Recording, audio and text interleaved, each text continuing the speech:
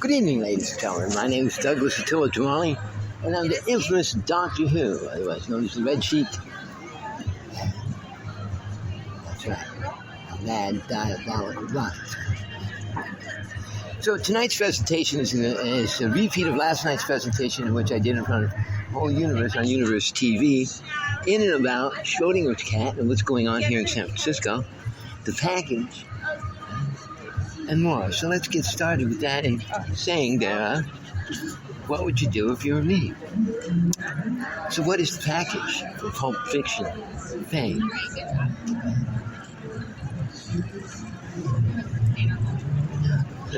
Okay. So, and what has that got to do with Empress Transport? So, in Empress Transport, we are trying to make sure that life goes from point A to point B and has a return as well. So I'm involved with what is known as Empress Transport, and in Empress Transport, where the human race exists, is where Empress Transport fails. With my existence, Empress Transport succeeds. With my existence and the human race's existence, we have problems. Either I exist, Empress Transport succeeds, the human race exists, and doesn't succeed. The human race has been deemed a non-indigenous, parasitical, cannibalistic, night form with the powers of night to be in cooperation thereof. Wow. What happened when I was in the fire? How'd you end up like that? Isn't that ugly? Cannibalistic. To kill a man so another man survives. So, here's where we have a problem in that with our Supreme Court made a ruling thereof for the genocide of me, my child. So that went all the way up to the known universe, all the way up to the known universe. With that decision, someone said, go ahead, kill him, see what happens. With everything said, it has happened, and half the known universe's emperors just disappeared. And I reappeared. And so, as each emperor came back into being, they were given the opportunity to rescind their vote for my extinction. Each and every one, until there was a unanimous vote for not my extinction. Can you imagine? So, again, that starts with our Supreme Court and their ruling on the genocide of Pablo Escobar, Douglas Cologne, and I have Constantine.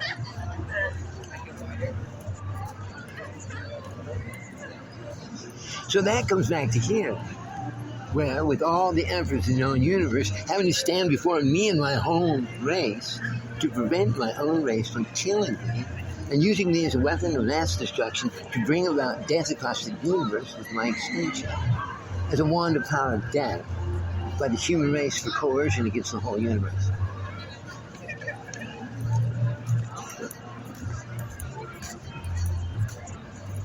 What would you do if you were me? So then, we have all the emperors here, and they're saying, you're not going to harm this man. Yet you continue to do so, and they demand your unconditional surrender so that you stop your madness and your crusade upon this man. With that genocide, the implications thereof across the universe on the citizen. That never again shall happen.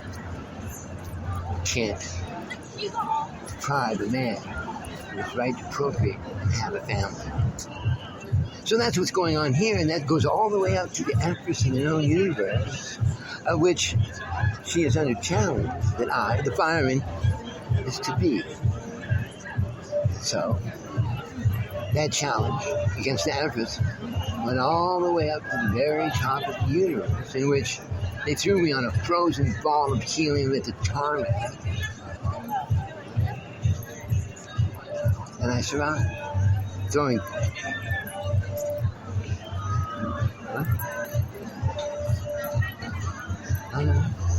3.7 billion light years of galaxy that way, out of the corner of the universe mind.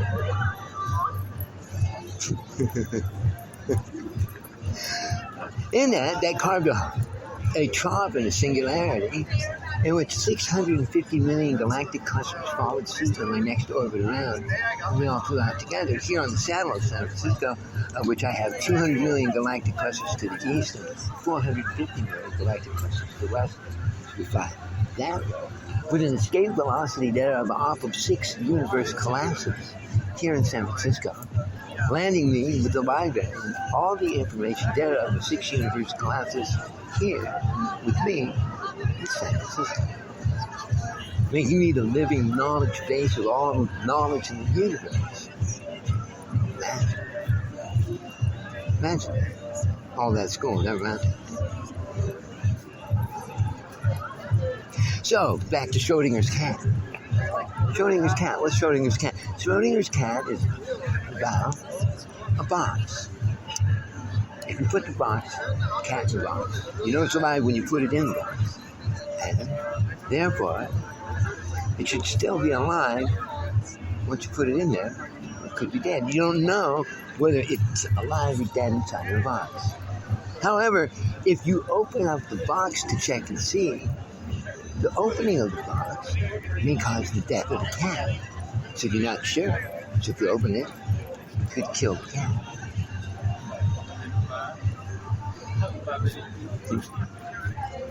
So if you were to take this same concept with emphasis transport and understand that evil, right? Evil is the only thing that will open up the box. Because evil has no integrity.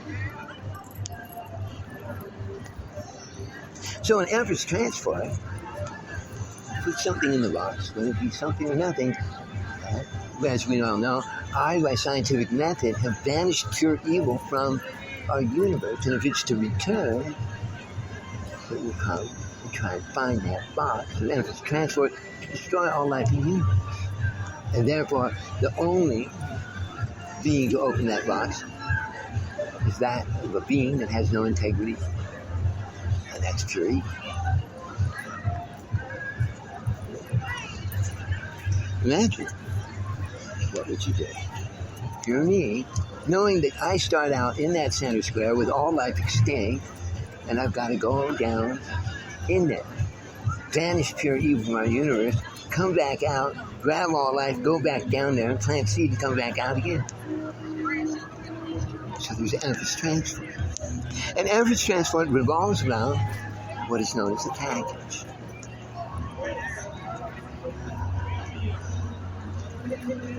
So, if nobody knows what I put in the box, if there's nothing in it, or there's something in it, and I send it out there with seed,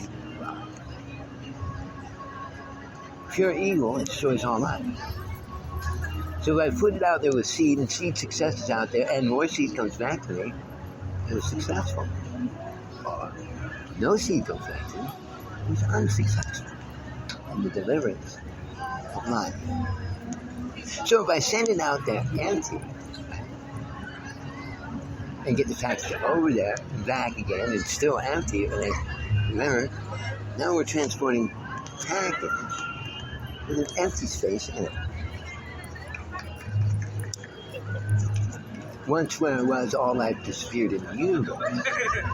And again, I, as the hermit, carries the spirit of light in my hand, would say, then if I take this box here, put nothing in it, take it over there and come back, that's preemptive emphasis transport, for only pure evil will open it up and destroy whatever's in it.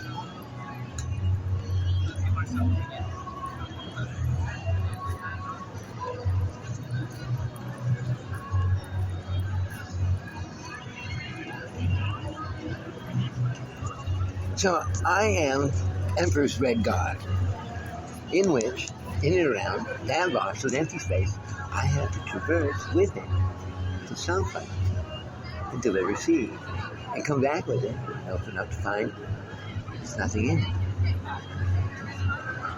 Or I put all life in there, go someplace, deliver it, come back here, and it still has life.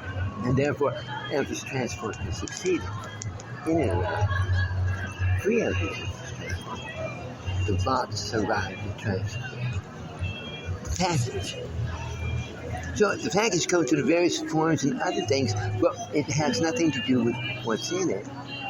It has to do with the package itself. It is unique. So now, if I started to put things in there that perished once before inside of Armageddon, and those are those things that came before me, they survive after me, called diamonds. They're the oldest living beings on the planet. So, if I am to take a package, put diamonds in it, send it, and they come back, I've succeeded in that they're the living beings. And no telling how they trip her.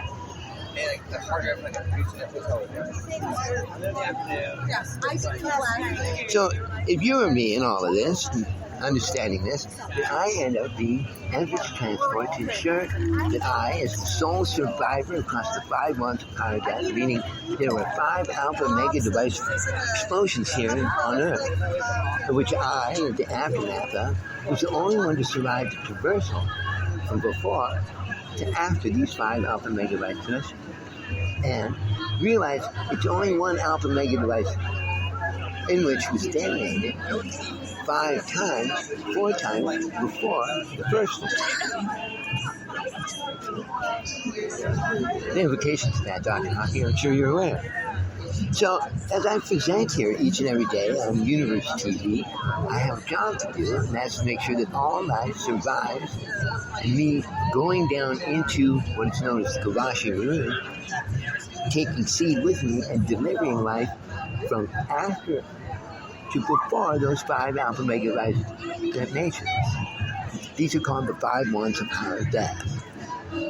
And I, the sole survivor in the traversal of them, from before to after, then designate a traversal survivorship back down through them. It guarantees survivorship coming back out. So with that being said, I went down to where no life existed in the universe after the aftermath of Armageddon and brought seed with me. This is called the Fleur de Lis.